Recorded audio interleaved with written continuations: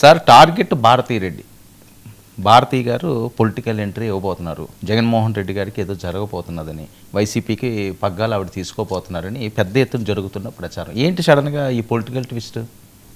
ఈరోజు అయితే పెద్ద ఎత్తున ఒక పత్రికలో కనిపిస్తుంది. ఆ పత్రికకు జగన్మోహన్ రెడ్డికి అప్పుడు ప్రత్యక్ష సమరం అధికారంలో ఉన్నప్పుడు లేనప్పుడు కూడా అంటే భారతీ రెడ్డి చాలా చురుగ్గా రాజకీయ కార్యకలాపాలు చేస్తున్నారు, మాట్లాడుతున్నారు, చాలామందికి ఆదేశాలు పంపుతున్నారు. ఆమె దగ్గర కానీ జగన్ దగ్గర కానీ ఫోన్ ఉండదని చెప్తూ ఉంటారు, కానీ పక్క ఉన్న వాళ్ళతో ఫోన్ చేయిస్తున్నారు. మేడం గారు ఇలా చెప్పారని అంటున్నారు. ఇదన్నీ అందులో వార్తా కథనం కంటే ఒక విధమైన స్పెక్యులేషన్ అంటారు చూడండి, ఇలా జరుగుతున్నట్టుగా తెలుస్తుంది. అనేక వర్గాలు చెప్తున్నారు, బహుశా చెప్పు ఉండొచ్చు కూడా. ఈ మధ్య ఒక 3-4 వైసీపీ నుంచి కూడా నేరుగా టీడీపీ కండువా కప్పుకున్నారు కదా, ఇంకో ఎమ్మెల్యే కూడా వస్తాడు అంటున్నారు. ఏదైనా కానీ వైసీపీ మీద రాజకీయ విమర్శ జగన్కు పరిమితం చేయకూడదు, భారతీయుని కూడా ప్రధానంగా పెట్టుకోవాలన్నది తెలుగుదేశాన్ని బలపరిచే మీడియా ఒక లక్ష్యంగా పెట్టుకున్నట్టు కనిపిస్తుంది. నిజంగా ఆమె ప్రత్యక్ష పాత్ర వహించి ఎక్కడన్నా నోరు జారితే, ఎక్కడన్నా మాట్లాడితే, లేకపోతే ఏదైనా ఆదేశాలు బహిరంగంగా ఇస్తే అది వేరే విషయం. సాక్షికి అధినేతగా ఎట్లాగా ఆమె చాలా రోజులుగా దాని చైర్పర్సన్గా ఏదో ఉన్నట్టున్నారు, అది జరుగుతూనే ఉంటుంది. సాక్షికి సంబంధించిన నోటీసులు అవి ఆమె పేరుతో ఇవ్వటం, అవి కూడా సాంకేతికంగా కూడా చట్టపరంగా కూడా చేయొచ్చు అవి. కానీ రాజకీయంగా కూడా అంటే ఈరోజు ఇచ్చిన ఈ కథనంలో ఆమె చాలా క్రియాశీలంగా నాయకత్వం ఏదో తన చేతుల్లోకి తీసుకోవాలని ఒక ప్రయత్నం చేస్తున్నారు.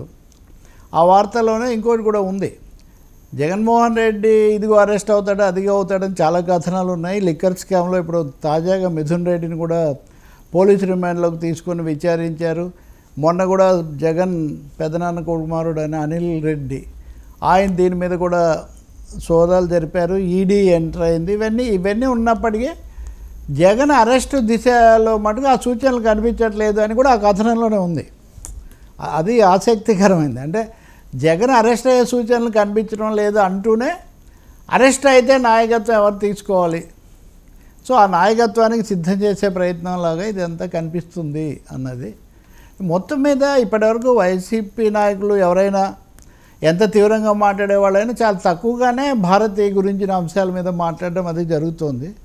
బహుశా ఇప్పుడు అటు వివేకానంద రెడ్డి హత్య కేసు వచ్చినప్పుడు కానీ, సాక్షి వార్తలు అవి వచ్చినప్పుడు కానీ ఆమె గురించి ప్రస్తావిస్తుండేవాళ్ళు. ఇప్పుడు ఈ కథనాన్ని బట్టి చూస్తే రాబోయే రోజుల్లో బహుశా భారతీ రెడ్డి మీద కూడా ఈ రాజకీయ వాద వివాదాలు పెంచే అవకాశం కనిపిస్తుంది. దీనికి టిట్ ఫార్ టాట్ లాగా చేస్తున్నారని అనుకోవచ్చు, లేకపోతే ఎంత మాట్లాడినా కదలట్లేదు కాబట్టి ఇంకొంచెం డోస్ పెంచాలని కూడా భావించి ఉండవచ్చు.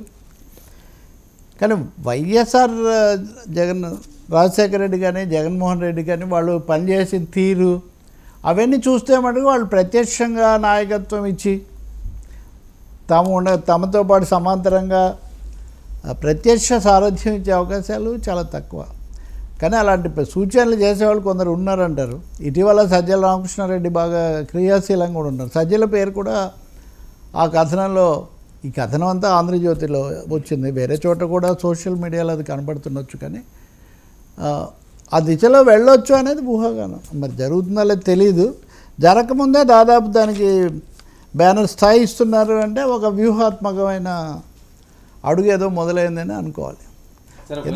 మీడియా రంగంలో అయితే వాళ్ళిద్దరు ఎలాగో రైవల్సే కదా, ఆంధ్రజ్యోతి సాక్షి, కాబట్టి అది కూడా ఇక్కడ ఉంది, ఒకరినొకరు రాసుకోవడం అనుకోవటం. సార్ ఒకవేళ అదే కానీ జరిగితే ఆవిడ హ్యాండిల్ చేయగలరా భారతీ రెడ్డి గారు? రెండు విషయాలు. గతంలో ఆమె ఉదాహరణకు ఆమె కదా మొదట్లో జగన్ 16 నెలలు జైల్లో ఉన్నప్పుడు బయట షర్మిల ఉన్నారు బయట, కానీ సాక్షి ప్రధానంగా సాక్షి, తర్వాత ఆమె ఇంటర్వ్యూలు ఇవ్వటం, నేషనల్ మీడియా ఇవన్నీ కూడా ఆమె చేశారు. అందువల్ల రాజకీయంగా ఇప్పటికిప్పుడు వాళ్ళకి చాలామంది బొత్స దగ్గర నుంచి చాలామంది నాయకులు వాళ్ళంతా ఉన్నారు. ఇప్పటికిప్పుడు ఆమె వచ్చి ప్రత్యక్షంగా పార్టీ అధ్యక్షత తీసుకోకపోతే ఏమవుతుందన్నది లేదు. రెండోది లోపల ఉంటే ఆయన ఏదో మార్చేయాలన్న సమస్య కూడా ఏమి ఉత్పన్నం కాదు కదా. ఇప్పుడు చంద్రబాబు నాయుడు గారు లోపల ఉన్నా కానీ లోకేష్, భువనేశ్వరి అప్పుడు మొదటిసారి ఆమె అప్పుడు కనబడ్డారు, మళ్ళీ తర్వాత ఆమె ఇప్పుడు మళ్ళీ ఏం ప్రత్యక్ష రాజకీయాల్లో లేరు. కాబట్టి ఆమె కూడా వ్యాపారాలే చేస్తూ ఉంటారు, మిగతా అంశాలలోకి నేను పోవట్లేదు. కానీ అందువల్ల ఇది వ్యూహాత్మకంగా తీసుకొస్తున్నారా లేకపోతే నిజంగా ఏమైనా భావిస్తున్నారా, ముందు నుంచి కూడా ఆ కోణంతో తెస్తున్నారా తెలియదు. చేయగలరా లేదా అంటే ఒక మోస్తరు, ఇప్పుడు ఎవరో అడిగారు సత్యభామ పాత్ర జమున బాగా చేశారా, వాణిశ్రీ బాగా చేశారు. నిస్సందేహంగా జమున చాలా బాగా చేశారు, కానీ దానికి ఒక జవాబు చెప్తూ కాస్త స్వాతిశయము వనరులు అని ఉన్న వాళ్ళు ఎవరైనా చేయగలుగుతారని ఎవరో అన్నారు. కాబట్టి వాళ్ళ కోసం చేయడానికి మీలాంటి లేకపోతే ఇంకా చాలామంది సహాయకులు, మాట్లాడేవాళ్ళు, రాసిపెట్టేవాళ్ళు చాలామంది ఉంటారు కదా. కానీ ఇప్పుడు ఎజెండాలో ఉందని నేను అనుకోవట్లేదు. నా అంచనా చెప్పమంటే మటుకు ఇప్పుడు ఎజెండాలో ఉందని అనుకోవట్లేదు. తర్వాత వస్తే కూడా ఇప్పుడు అదే కదా నేను చెప్పింది, అవతల పార్టీ నుంచి మైసూరారెడ్డిని తెచ్చి పార్టీలో పెట్టుకోగలిగింది. అప్పటికి ఇంకా ముఖ్యమంత్రి లేదు, ప్రతిపక్ష నాయకుడు కూడా లేదు. లేని రోజుల్లోనే మైసూరారెడ్డి లాంటి దిగ్గజాన్ని అక్కడి నుంచి తెచ్చి తమ పార్టీలో పెట్టుకున్నారు ఆయన జైల్లో ఉంటూ.